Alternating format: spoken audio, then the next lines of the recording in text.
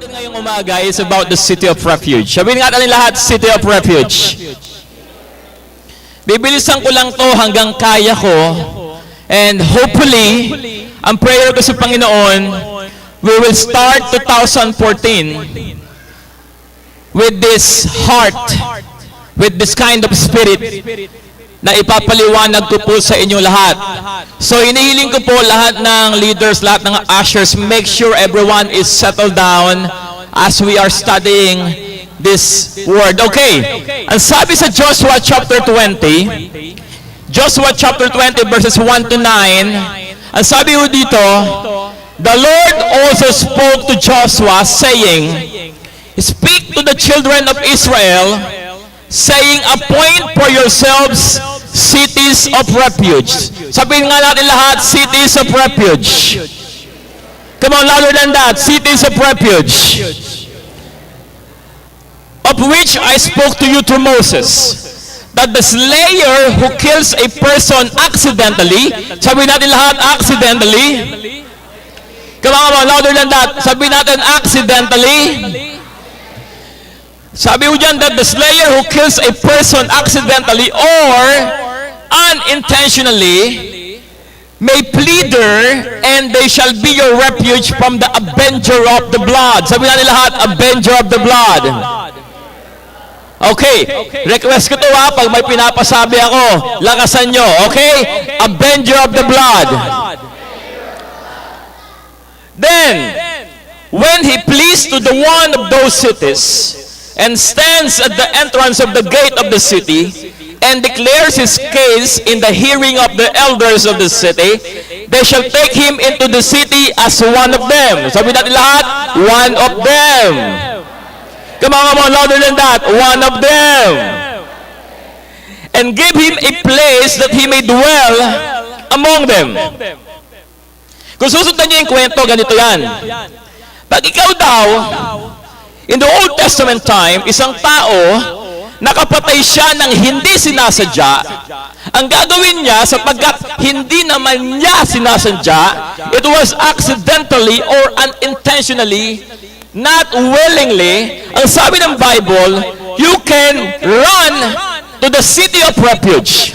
At pagdating mo sa city of refuge, pag ikaw ay tinanggap sa city of refuge, pag ikaw ay naging qualify sa city of refuge, ikaw ay magiging kabilang nila. So ang tanong, sino ba ang nakatira sa city of refuge? Ang tanong, sino ba ang mga tao na nananahan at doon namumuhay sa city of refuge? Ang namumuhay po ng mga tao in their times in the city of refuge ay yung mga priests. Sabihin natin lahat, priests. Yung mga Levites. Ang ibig sabihin, nagsalita ang Panginoon through Moses. Ang sabi niya sa 12 tribes or the 11 tribes, bibigyan ko kayo ng mga tag-iisa o marami at malalaking lupa. Hindi ko bibigyan ng lupa ang mga Levita, ngunit sa bawat lugar na ibibigay ko sa inyo, ay mag-a-appoint ako ng city of refuge. Sabihin natin lahat, city of refuge. At yung city of refuge ay para sa mga priests, para sa mga high priests. Hello? So nasusundan ho ninyo yung kwento.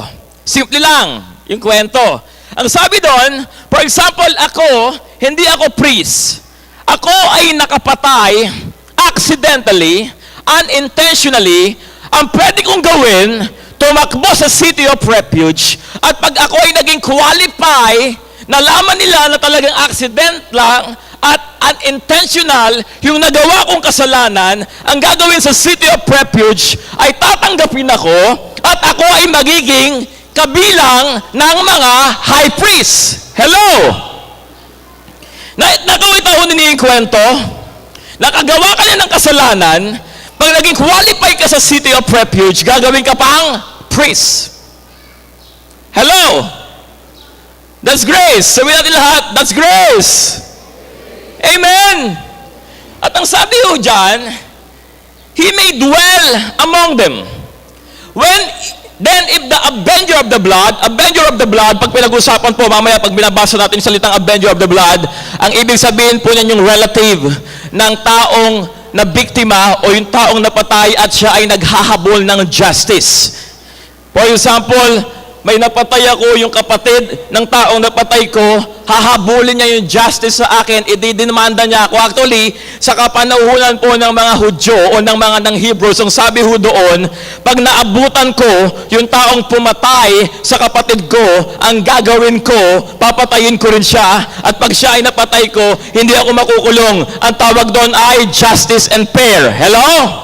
So yung blood of the avenger, hahabulin niya yung kriminal na nakagawa ng accidental or unintentional sin, then, pag ayon ay hindi nakaabot sa city of refuge, siya ay pwedeng patayin at ang tawag doon ay, sabihin natin lahat, justice. Come on, louder than that. Justice. Ay nakapasok sa city of refuge, then, and then, you cannot be punished. Why? Because you will be one of the priests. Hello? Tuloy natin. Then if the avenger of the blood pursues him, they shall not deliver the slayer into his hand because he struck his neighbor unintentionally but did not hate him beforehand. And he shall dwell in the city until he stands before the congregation of judgment, and until the death of the one who is high priest in those days. Kaya lang ito, sabi ng Bible, mananatili siya doon sa city of refuge until such time na yung priest na nag-anoint sa kanya ay buhay. Pero pag namatay yung priest na nag-anoint sa kanya para makapasok sa city of refuge, pag namatay yung priest na yon, kailangan na uli siyang ilabas sa city of refuge, ibalik sa pinanggalingan niya, at pwede na siyang patayin ng blood of the avenger. Are we following the story? Come on, are we following the story? Okay. Then the slayer may return and come to his own city and his own house, to city from which he fled. So they appointed Kadesh in Galilee, in the mountains of Naphtali, Shechem in the mountains of Ephraim, and Kiryat Arba, which is Hebron, in the mountains of Judah. And on the other side of Jordan by Jericho eastward, they assigned Beser in the wilderness on the plain from the tribe of Reuben, Ramoth in Gilead from the tribe of Gad, and Golan in Bashan from the tribe of Manasseh. These were the cities appointed for all the children of Israel. Sabihin natin lahat, cities of refuge. Come on, louder than that, cities of refuge. For the strangers who dwelt among them, that whoever killed a person accidentally might plead there, and not die by the hand of the avenger of the blood until he stood before the congregation. Cities of refuge. Ito ay lugar ng mga tao in the Old Testament who had committed unintentional, accidental, or unwilling commission of sin.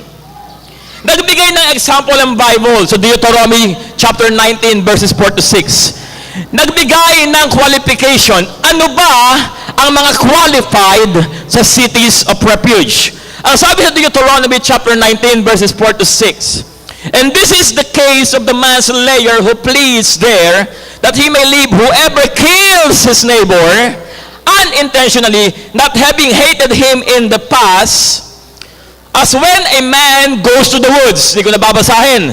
Ganito yung kinikwento dyan. Pag may isang tao daw, siya ay may dalang palakol, tapos nandun siya sa puno, of course, pinapalakol niya yung puno para ito ay gamitin niya bilang panggatong o kaya panggawa ng bahay. Ang sabi ng banal na kasulatan, habang hawak-hawak niya yung palakol at habang tinataga niya yung puno, accidentally, yung axe ay lumipad. Hello? At tinamaan yung isang tao. Ang tawag doon, hindi sinasadya. Hello? Kaya lang sa tinamaan, ang tawag doon, malas. kung naniniwala ka sa malas. Hello! So, ganun yung mga qualification ng tinatawag sa City of Refuge. Kaya kung titingnan natin, sino ang qualify sa City of Refuge? Ang sabi ng banal na kasulatan, sila na mga unintentional and accidental sin. Question: yung kasalanan mo ba at kasalanan ko ay accidental or unintentional? Sino sa inyo yung magsasabi na nagko-computer ka, tapos bigla ka napunta sa isang hindi magandang site, tapos ang sasabihin mo, aksidente lang? Sino sa inyo yung magsasabi na ikaw ay medyo nag-take ng ganito, tapos sasabihin mo sa sarili mo, aksidente lang, unintentional? The point of the matter is simple. Wala ho sa atin ang sinuman pwedeng magsabi na ang kasalanan natin ay aksidente lang. Sino sa inyo magsasabi na ang kasalanan na nagawa mo at nagawa ko ay aksidente lang? Hello? Taas ang kamay. Sabi mo sa katabi mo, tama yan. Wala. Amen? Sino sa inyo aamin na lahat ng nagawa nating kasalanan, o kung hindi man lahat, karamihan sa nagawa nating kasalanan ay alam natin, pinili natin, at intensyonal na ginawa natin? Taas ang kamay. O, unti lang. Yung iba, accidental. Sorry nasaksak kasi kita eh. Hello? Hello?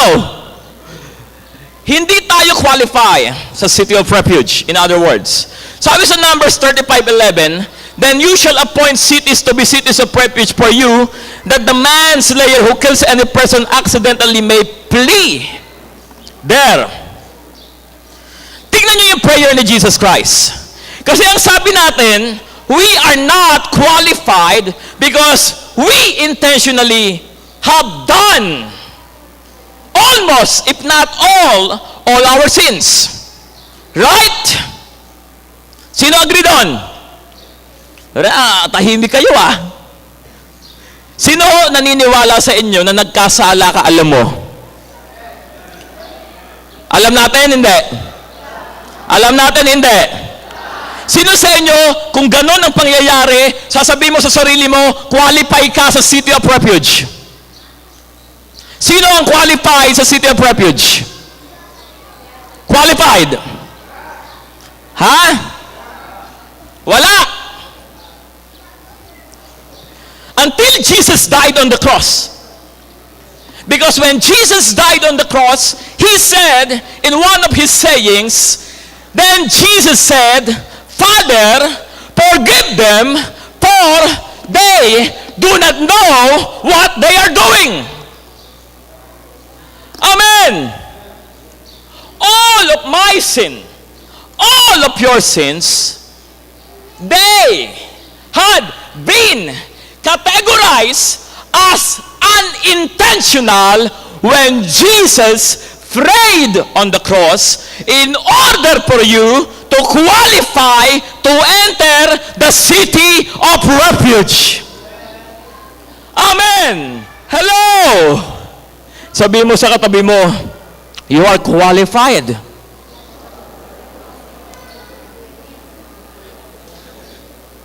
And this is how I love Jesus Christ.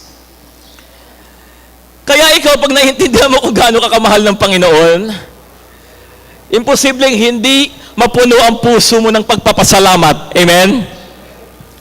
Pag naiintindihan mo kung gaano binuhos, pinaulan ng Diyos ang biyaya niya sa buhay mo, na kahit pala yung mga nagawa mong kasalanan, sinadya o hindi, nang nanalangin si Kristo sa krus ng Kalbaryo, He categorized every sin you committed as unintentional so that you can enter the City of Refuge. Ano yung pinanalangin din niya ni Peter? Ang sabi ni Peter, the first sermon at Pentecost, nang nag-preach si Peter, ang sabi niya, you Romans, you have crucified Jesus the Messiah. Pagdating sa verse 17, ang sabi niya, yet now, brethren, I know that you did it in, sabi natin lahat, in ignorance. So even those who killed, crucified, punished Jesus on the cross, ang sabi ni Peter, sinadya niyo yun, alam ko. Imposible namang hindi mo alam at hindi ka conscious habang pinapako niyo si Kristo sa krus. Imposible naman na hindi mo alam yung nangyayari habang nilalatig ko si Kristo sa krus. Pero sa pananaw ng Diyos, you did all of those things out of ignorance. Hello? Because God wants to bring you inside the city of refuge. Amen. So sasabihin ng iba, ibig sabihin, okay na magkasala. Kasi lahat pala ng kasalanan ko ay kinakategorize na unintentional. Lahat pala ng kasalanan ko ay kinakategorize na accidental. So ang ibig sabihin, let's go and party all day, all night. Why? Because all of my sins are considered accidental, unintentional, and not willingly done. Sabi mo sa katabi mo, wait. Listen well. First truth. It's the picture of Jesus Christ. Amen? Sabi ho sa binasa nating verse kanina, pag yung tao ay tumakbo sa city of refuge, he will be considered one of them. Sabi natin lahat, one of them. Come on, louder than that. Sabi mo, one of them. Sino yung them? Yung mga priests. So pag ikaw daw ay nagkasala, nagkamali, hindi sasabihin ng Panginoon sa'yo na walang hiya ka, ba't mo ginawa yun? Alam mo, hindi na ako naniniwala sa'yo, ganito, ganyan, wala ka ng pag-asa. Ang sabi ng Panginoon, okay, I will categorize your sin as unintentional. I will categorize your sin as if unwillingly or accidentally. And the Bible is very clear. When our sins were categorized as accidentally, we can enter the city of refuge. Hello? Sino sa inyo natagpuan nyo na ang city of refuge? Si Yesu Cristo. Amen? Isa pang tanong, sino sa inyo ang natagpuan nyo na ang city of refuge? Amen? That in this city, you will not be condemned. In this city, you will not be treated as a sinner. In this city, you will not be treated as a criminal.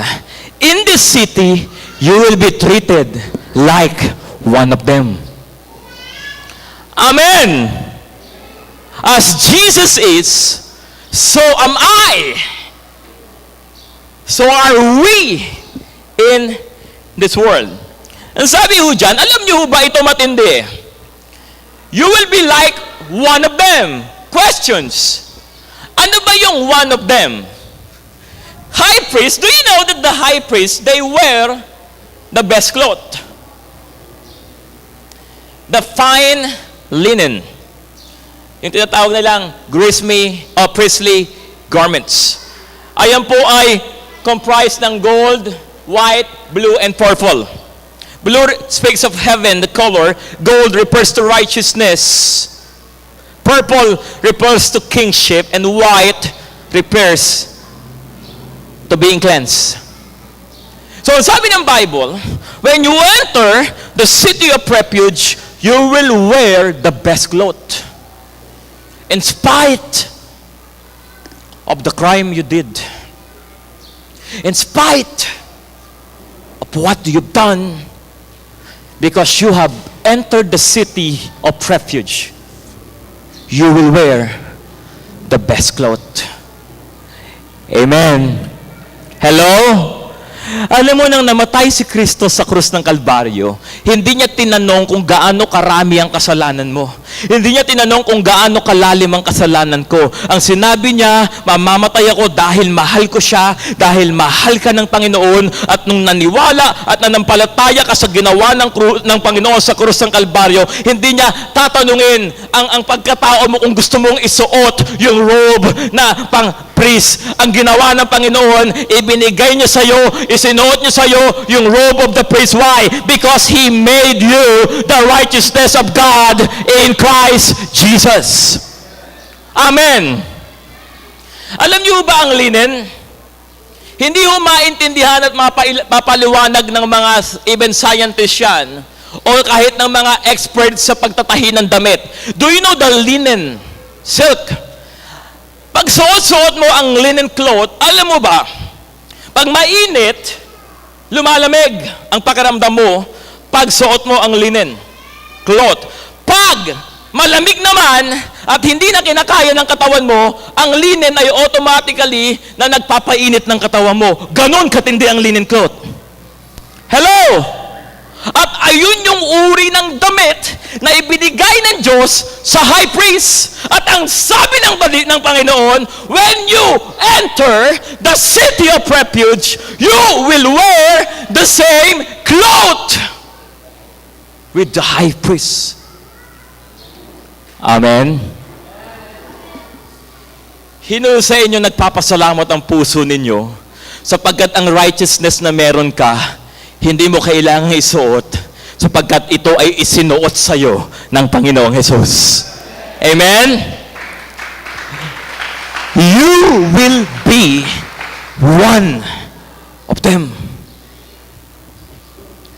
Sabi ko yan, they shall take the gold, blue, purple, and scarlet thread, and the fine linen, and they shall make the ephod of gold, blue, purple, and scarlet thread in fine woven linen, artistically worked.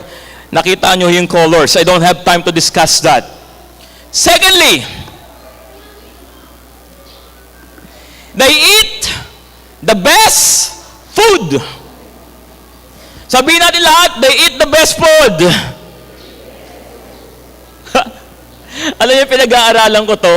Wala nang ibang pumasok sa puso at isip ko, kundi Panginoon, salamat. In spite of everything I've done, I can still wear the best clothes and I can still eat the best food because I qualify in the city of refuge when Jesus prayed, Father, forgive them, for they do not know what they do. Amen. They eat the best food, the wave and the heave offering. Kung may time nga tayo, masarap i-discuss yan but I won't discuss it that much. Pag sinabi hong wave offering, yung breast ng offering, ayun po yung parang chicken breast, parang ganito, ganyan, ayun yung kakainin ng mga priest. Yung pinaka-best part ng offering, iiwanan yon at kakainin ng mga priest. Ayun ang kinakain ng priest. At hindi lang po yung breast ng animal, kundi yung thigh o yung tinatawag na shoulder ng animal ang kinakain ng mga priest. And breast refers to the heart, to the love of God, and shoulder refers to the power of God. I want you to understand, when you are inside the city of refuge, you will eat and receive the love of God and the power of God in your life. Amen. At habang tinatanggap mo yung pag-ibig, kalakasan na binibigay sa iyo ng Diyos. Why? Because you are eating the best food. I don't think you will think you want to sin. No, because you now have power to overcome sin. Why? Because the Spirit of God is inside of you. Amen. They wear or they eat the best food. All the heave offering of the holy things. which the children of Israel offered to the Lord, I have given to you and your sons and daughters with you as an ordinance forever. It is a covenant of salt, a tasteful life, forever. A life that will preserve you forever. Amen. And sabi ho dyan, before the Lord with you and your descendants with you. And thirdly, the high priests, they live on the best house. Amen. You know, guys, life is simple. When you understand your identity, when you understand who you are, your life will never be the same again. Amen? Maraming mananampalataya nag-i-struggle. Kasi feeling nila, minsan free sila, minsan hindi. Kasi feeling nila, minsan righteous sila, minsan hindi. Kasi feeling nila, minsan love sila, minsan hindi. Feeling nila, minsan may power sila, minsan wala. Kaya lang ang sabi ng Bible, when you become qualified to the city of refuge, you become one of them. Amen? Kaya lang ito matindi. So the congregation shall deliver the manslayer from the hand of the avenger of the blood. Sabi natin lahat, avenger of the blood. Sino yung avenger of the blood? Relative. Amen? Humahabol. Justice. And they will hand of the avenger of the blood, and the congregation shall return him to the city of refuge where he had fled, and he shall remain there until the death of the high priest. Sabihin natin lahat, sa Old Testament, yung pagiging high priest mo, yung pagtira mo sa city of refuge, may hangganan. Bakit? Ang sabi ng banal na kasulatan, ikaw ay mananatili lamang sa city of refuge where there is no condemnation, where there is no guilt, where there is love surrounding you, where there is power of the Holy Spirit all around you. You will stay in the city of refuge until the high priest dies. Hello? So kahit anong mangyari, nandun ka sa city of refuge, pero alam mo pa rin, darating ang panahon, ibabalik ka pa rin doon sa lugar na nagawa ka ng kasalanan at pagbabayaran mo yung kasalanan mo, maybe 6 months, maybe 1 year, maybe 5 years, maybe 10 years, maybe 15 years, maybe 20 years, who knows, until the high priest dies. But the good news is this, Hebrews chapter 7, verse 17, for he testify, you are a priest forever. Our high priest in the new covenant will not die. Amen. We are in the city of refuge until our high priest dies. The good news is simple. Jesus Christ, the Melchizedek, the high priest of the new covenant, shall never die because he will live forever. And because he lives forever, I will be in the city of refuge forever. Amen. I will eat and be fed by the love of God. I will be imparted of the power of God. I will live on the best house, the Holy Spirit. I will eat the best food, the living water, and the bread of life. I will wear the best clothes, the righteousness of God in Christ Jesus, until my high priest is alive and my high priest will never die. Amen. Ano yun, simple lang, oo. Sa Bible, pag-aaralan nyo, kung nagbabasa ho kayo, hopefully, I believe you do. Si Jesus, lagi niyang sinasabi pag may mga kausap siya, I am the bread of life. I am the living water. Pag sinabing bread of life, Ayaw ng Panginoon na tignan mo lang ang bread. Hindi ka mabubusog pag tinitignan mo lang ang bread. Hindi matatanggal ang uhaw mo pag hindi mo iniinom ang tubig. Hello? You know what those things are saying to us? Jesus wants you to partake Him every day of your life. Jesus wants you not to simply be in awe. Oh, He's very good. He's very gracious. No. Jesus wants you to experience Him every day of your life. Amen? That's why He said, I am the bread of life. Because Jesus wants you to eat of the bread. I am the living water because Jesus wants you to drink. Ayaw ng Panginoon na nakikita mo, ang ganda ng river, ang ganda ng falls, ang sarap picturean. Ang sasabihin sa'yo ng Panginoon, drink from me. Amen? Oy, ang ganda ng itsura ng bread. Siguro, ang galing ng gumawa niya. Ang sasabihin sa'yo ng Panginoon, who cares kung maganda yung bread? Ang maganda, kainin mo sapagkat ito ang magbibigay ng lakas at buhay sa'yo. Amen? That's the bread. Okay, let's continue on. Second truth. The picture of the Church of Jesus Christ. Ito po ang itsura ng cities of refuge. Nakikita ho ba natin? We have 2 LCD. Ang itsura po ng city of refuge, Kadesh, Shechem, Hebron, Beser, Ramoth Gilead, and Golan. Mapapansin nyo, sa 12 tribes of Israel, in-scatter ng Panginoon yung cities of refuge. Bakit? Pag ikaw taga rito ka, nasan ba? Pag taga rito ka, at ang city of refuge sa Kadesh, masyadong malayo. Sigurado, maabutan ka ng blood of the avenger.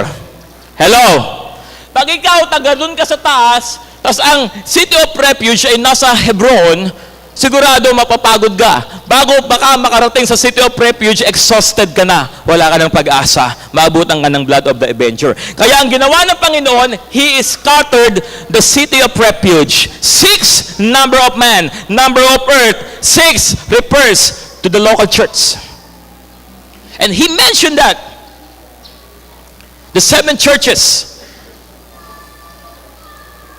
in the book of Revelation. 6 cities of refuge. Why? Because Jesus is the 7th city of refuge, the perfect city. When you are involved in a local church, you are expressing the city of refuge in your life. Amen? Kaya hindi ako naniniwala sa mga nanonood ng video na nagsasabi na hindi nyo kailangan ng church dahil nasa grades na kayo. Ito ang gusto kong sabihin sa iyo. Hindi ituturo ng Panginoon sa book of Revelation ang 7 churches kung hindi mahalaga ang local church sa buhay ng isang mananampalataya.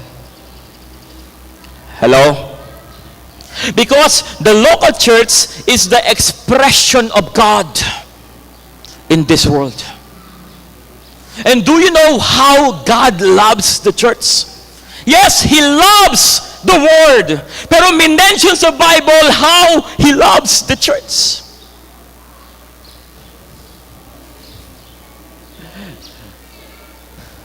Sabi sa Ephesians chapter 5, verses 21 to 32. Wives, submit to your own husband. Sabi yan, lahat ng wife, taas ang kamay. Lahat ng wife, taas ang kamay. Wife, taas ang kamay. Ang sabi diyan, wife, submit to your, hindi husband, own husband. Hello? Huwag kang magsasubmit sa hindi mo sariling asawa.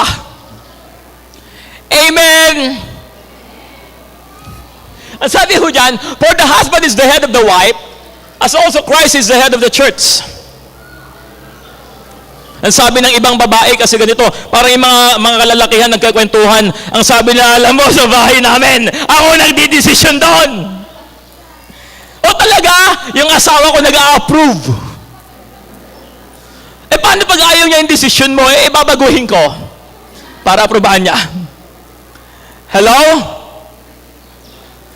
Sabi ng isang lalaki, Sa bahay namin, I make major decisions. Wow! Eh yung asawa mo, general. Hello? What I'm saying is simple. Pinakita ako ni Kristo dito kung gaano kahalaga ang church at kung gaano niya kamahal ang church. Ang sabi niya, for the husband is the head of the wife as also Christ is the head of the church and he is the savior of the body. Therefore, just as the church is subject to Christ, so let the wives be to their own husband in everything.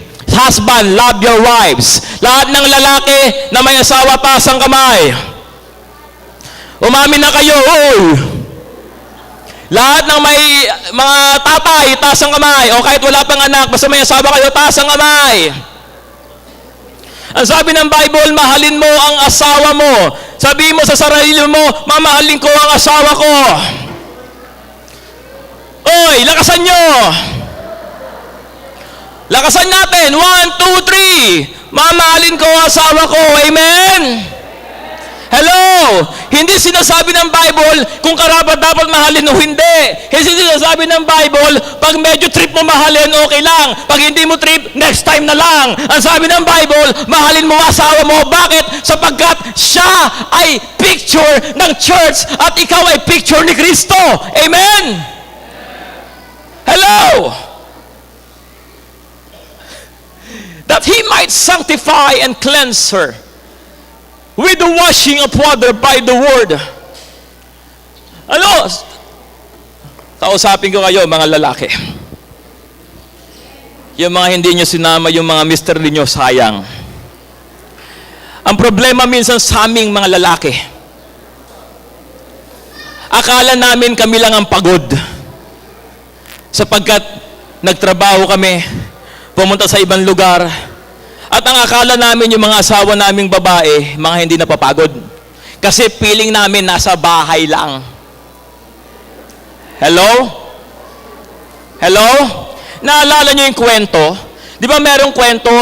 Yung mag-asawa sabi niya, ako nagtatrabaho ako, gumigising ako ng umaga, papasok ako sa trabaho, tapos ikaw, nandito ka lang sa bahay. Hindi na siya at peace. So, may isang pagkakataon, nag-pray siya kay Lord, Lord, kung maaari, pwede mo bang pagpalitin kami? Siya na lang yung lalaki, ako na lang yung babae. Eh, mabait si Lord, tumugon si Lord. Nagpalit. Doon naiintindihan ng lalaki, gumigising pala siya ng 5:30, yung asawa pala niya gumigising ng 4. Bakit? Nire-ready yung pampaligo niya, nire-ready yung damit niya. Tapos pag alis siya sa trabaho, magluluto ng breakfast para sa mga anak, ihatid yung mga anak sa eskwelahan, tapos uuwi ng bahay, magluluto para sa tanghalian, tapos babalik sa eskwelahan, tapos uuwi ng bahay, tapos maglilinis, magpo-floor wax, at magbubunot ng kisame. Tapos, ganito, ganyan, hello? Tapos, bago umuwi, luluto na naman ng dinner. Tapos, pag nagluluto ng dinner, dadating yung asawa. Tapos, pag tinanong niya yung asawa, kamusta trabaho? Okay lang! General ang sagot. Tapos, pagkatapos kumain, sasabihin pa ng asawa niya, naligo ka na ba? Hello? Natulog sila. So, after 3 weeks, sabi ng asawang lalaki na, nagpalit, sabi niya, ang hirap pala ng babae. Sabi niya, Lord, ibalik mo na lang sa dati. Sabi ni Lord, oops, wait, bakit? Buntis ka.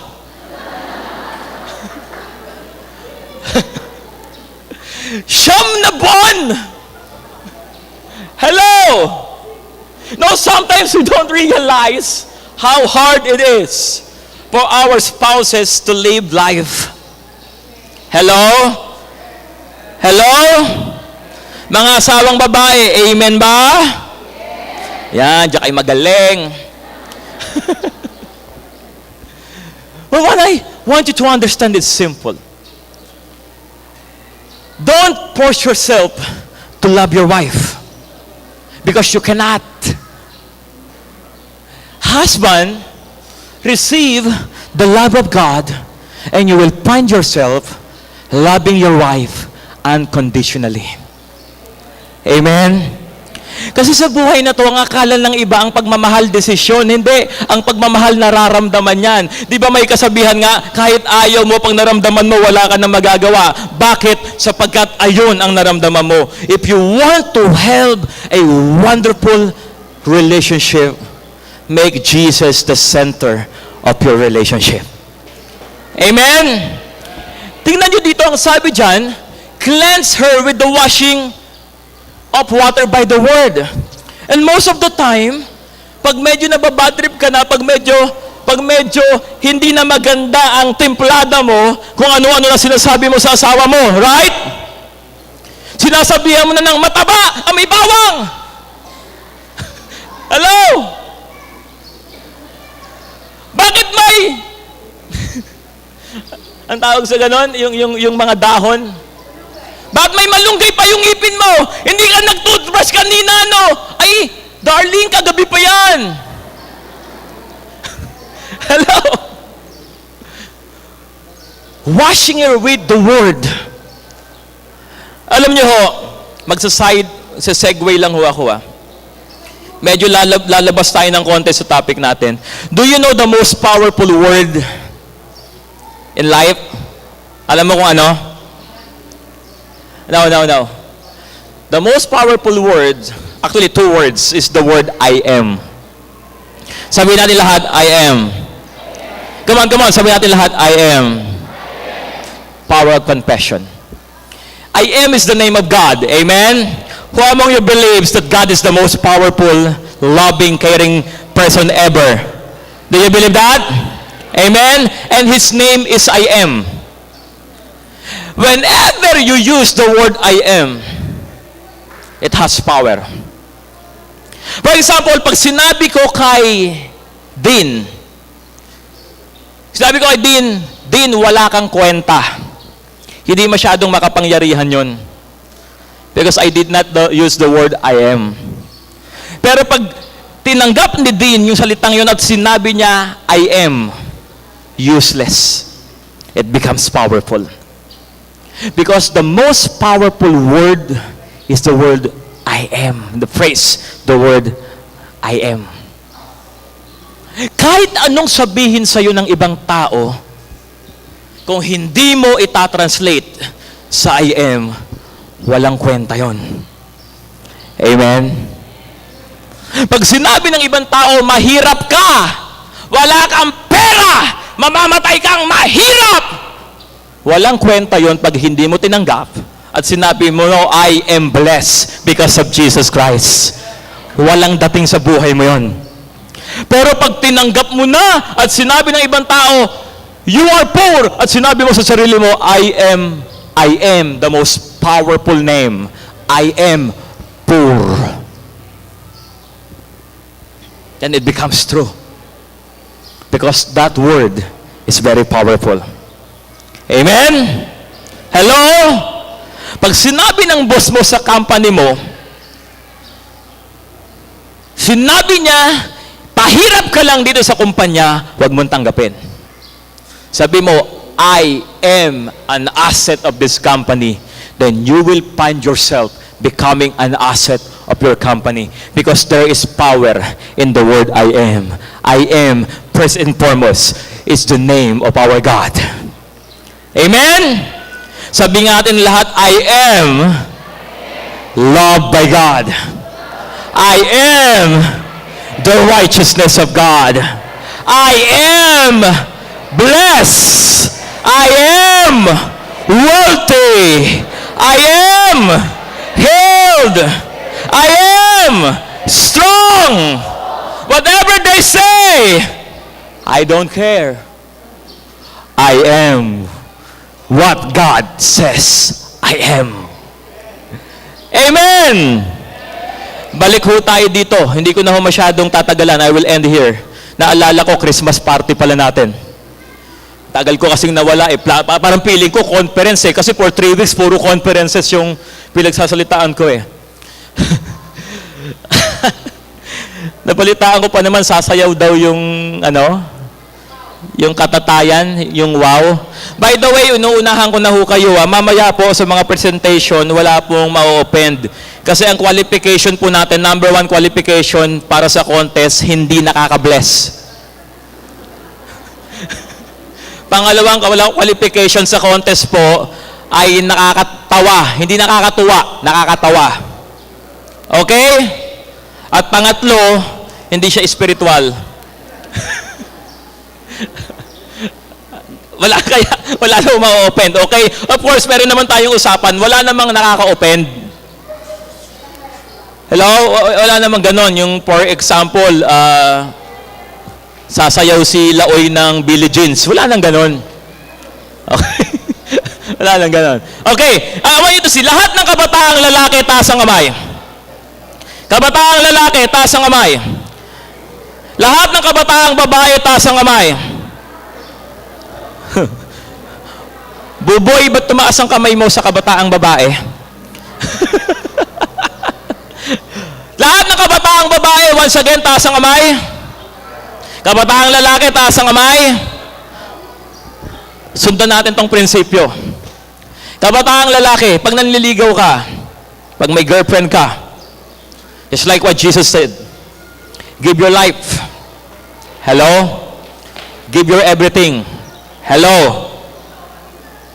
Hello? Parang walang sumasagot Kabataang lalaki, give your everything. Hello? Huwag kang manliligaw na, kasi may mga lalaking ganito yung mga playing safe. Alamin muna nila kung merong crush sa kanila, tsaka sila magtatapat. Pag alam nilang medyo tagilid, hindi sila magtatapat. Bakit? Alam nila, busted. Tapos pagkakalat nila, hindi ko naranasang mabusted. Playing safe ka Kahit mahal mo, feeling mo babusted din ka, ayaw mo na. Hello? Ang tunay na nagmamahal, wala siyang pakialam kung tatanggapin siya o hindi. Ang mahalaga sa kanya, ipapadama niya na mahal niya yung babae. Hello? Pag ang lalaki playing safe, nako! Pag nagkatuluyan kayo, playing safe pa rin yan. Nabuntis ka, wala akong kinalaman dyan, Playing safe pa rin yan. Naghihirap tayo, uy, wala akong kinalaman dyan. Hello? Mga katataang babae, isa lang ang gusto kong sabihin sa inyo. Pag may nanliligaw sa inyo, pahirapan nyo. Si Kristo namatay para sa iglesia.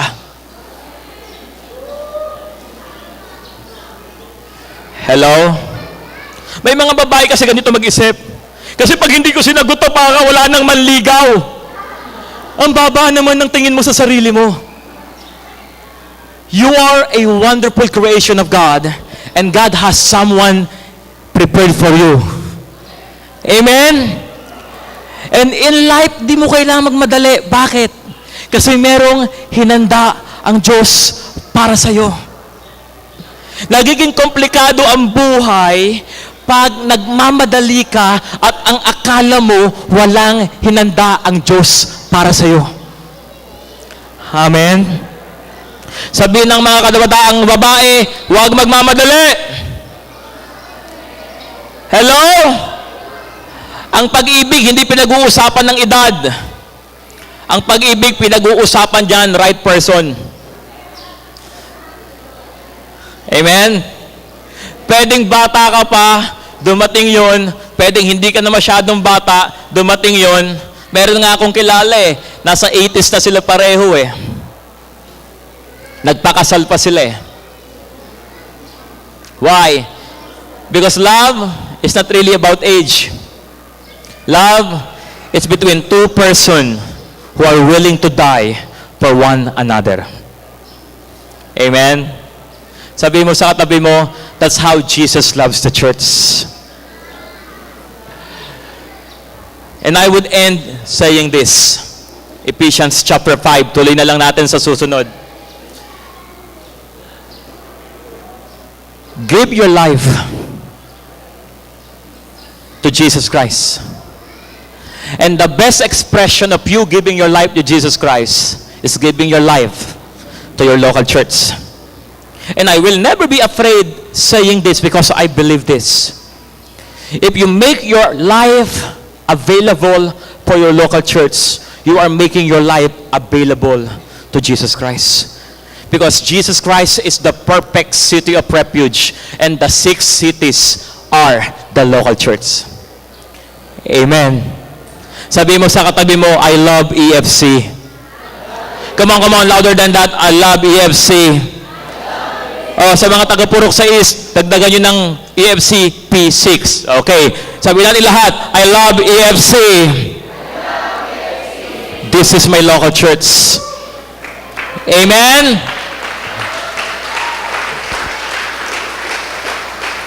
Sabi natin lahat, and this church, come on, EFC is a city of refuge. EFC, there's now no condemnation. Amen. EFC will feed you the love of God. EFC will show you the beauty of Jesus Christ. EFC will feed you the power, the shoulder of Jesus Christ, because this is the city of refuge. Amen.